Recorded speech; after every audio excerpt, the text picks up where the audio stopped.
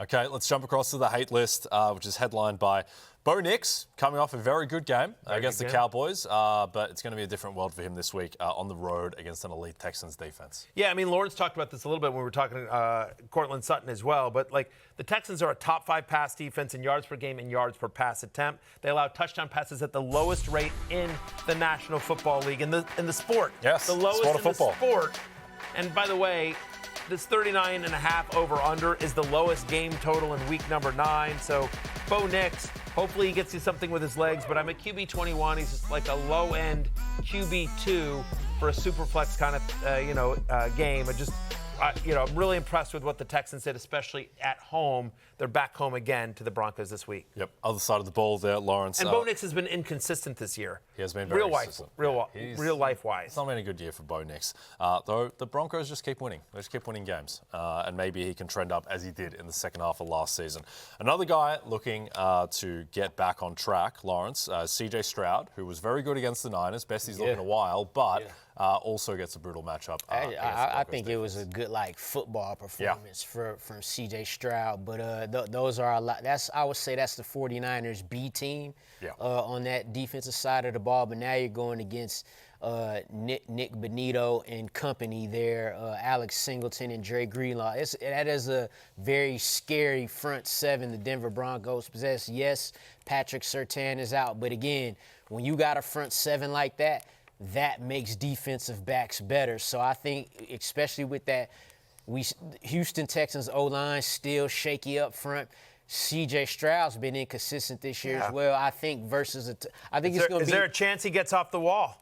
Yeah. I mean, again, we voted Mark Andrews off the wall last week.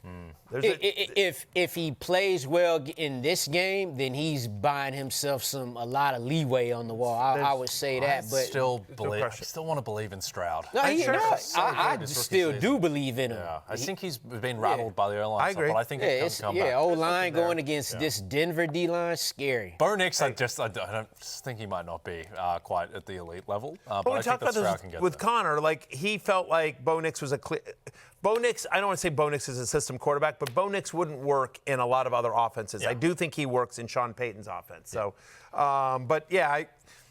there's a better quarterback in Stroud than what we've seen so far this year, or certainly last year. We haven't seen it. Yeah, we haven't seen it. They need to get the offensive line. He needs his pass catchers to be healthy. Steven, did you have the picture that I sent you? Is that ready? All right. I just want to...